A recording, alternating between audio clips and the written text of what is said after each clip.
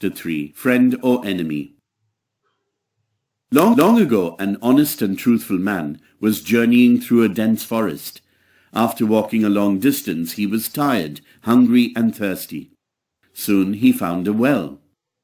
It seemed to be a disused well, but being thirsty, he decided to look in and find out if it had water or not. When he looked in, he saw someone inside. He even heard voices crying for help. The honest and truthful man looked in again. This time he saw a snake, a lion, and 2 men inside. They were trying their best to come out, but couldn't do so. Then the snake spoke. "Please, help me out of this dingy well, and I will never forget your good deed." The man thought for a while, as he was really terrified of snakes. He said, "Just the thought of a snake makes me shudder. If I take you out, you may bite me." The snake said, "I promise you, good man, that I will not harm you. Please, please help me." With the help of a rope lying nearby, the man helped the snake out.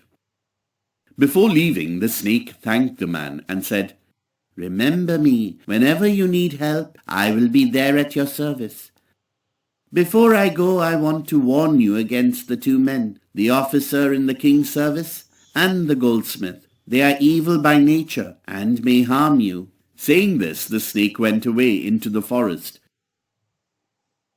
Then the lion begged the man to take him out of the well.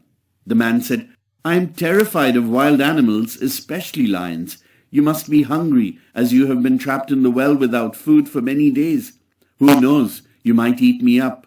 The lion said, "Believe me, good man, I will not harm you. Take my word and trust me." The man thought for a while and decided to help the lion. The rope was too thin, so he pulled out a few strong vines that were growing nearby to help the lion. Soon, with some effort, the lion was out of the well.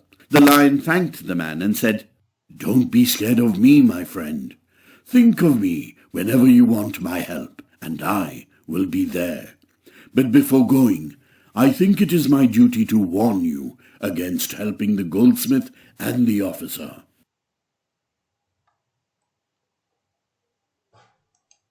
The good man stood near the well and thought, should I rescue the 2 men or not?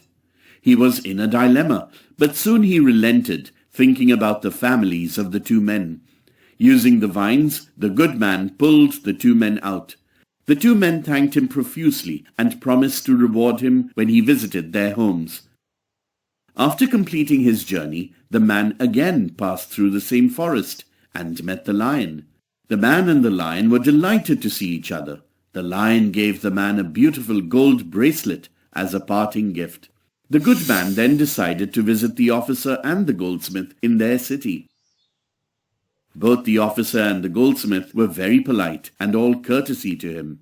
The 3 men sat and shared their experiences.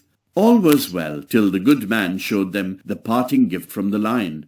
Both became jealous and promptly reported the matter to the king. The king had a son who had gone hunting into the forest but never returned. Soldiers were sent by the king all over the kingdom to look for the prince. The king even deployed a town crier for each town and village to announce that anyone who found any clue to his disappearance or found any of his hunting gear or ornaments would be suitably rewarded. Now the bracelet that was a parting gift from the lion to the man was indeed the prince's bracelet. The officer, who was now posted as a kotwal, a bailiff, in the king's service, arrested the man without any delay and threw him into the jail. He even ordered his subordinates to torture him. Though the man told them again and again that the bracelet was a gift from his lion friend, no one believed him, not even the kotwal. The king ordered that the man be put to death. The man lost all hope. Feeling desperate and in need of someone who could help him, he remembered the snake.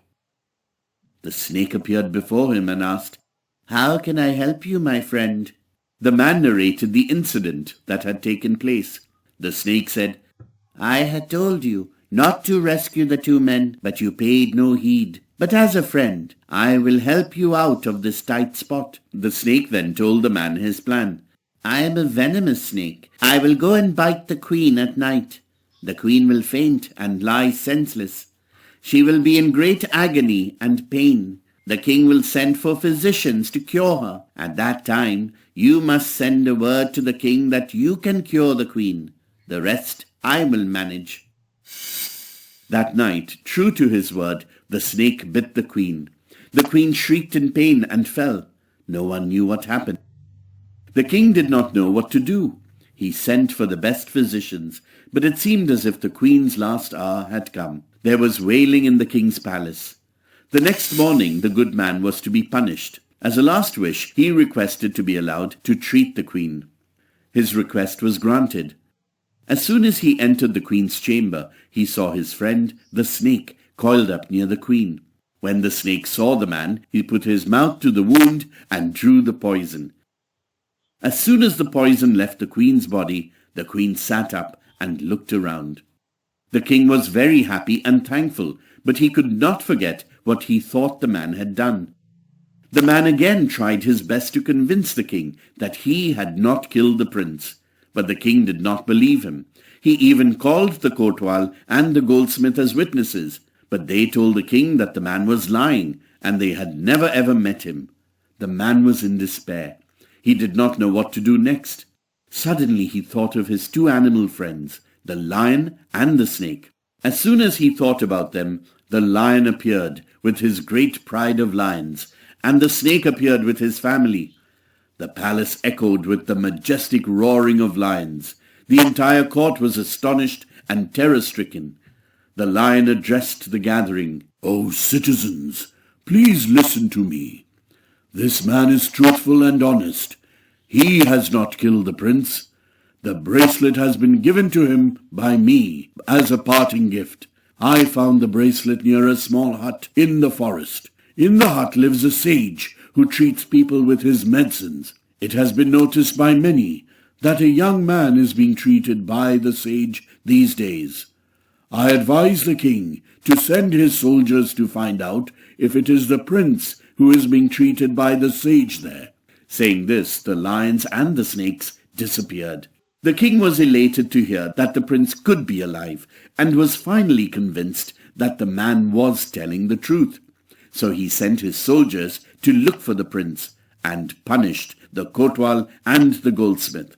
As for the truthful and honest man, he was freed and escorted with honor back to his city.